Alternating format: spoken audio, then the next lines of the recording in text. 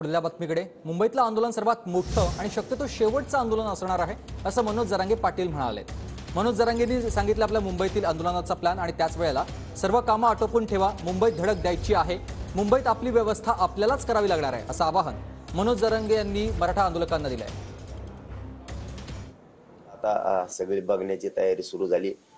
Route आपला कसा राहणार आहे आंतरवाली ते मुंबई हा सुद्धा फायनल होणार आहे। आता शक्यता अशी आहे की आपण 6वा दौरा सुद्धा टाकण्याच्या तयारीत आहेत, परंतु बघूया त्याचं मागापुढं होऊ शकतं, होईलच असं नाही, परंतु खूप लोकांचा आग्रह असल्यामुळं एका दिवस टाकण्याची शक्यता आहे।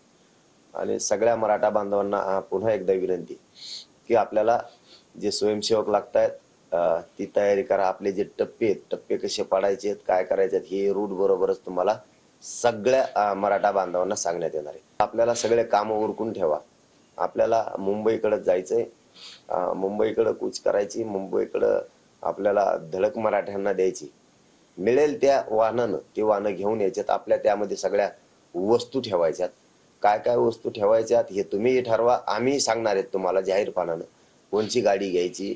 त्या गाडीला छत ठेवणं सुद्धा आवश्यक आहे। जर थंडी असली तर आपल्याला आपल्या गाडीचे रक्षण आपल्यालाच करायचं, आपण आपल्याच गाडीत झोपायचं, किंवा थंडी नसेल तर खाली उतरून झोपू शकतो आपण जिथं व्यवस्था असेल त्या ठिकाणी। जर खाली झोपायला आपल्याला कुठं व्यवस्था नसेल तर आपण आपल्याच वाहनामध्ये झोपायचं, पण आंदोलन हे आपल्याला यशस्वी करायचंय।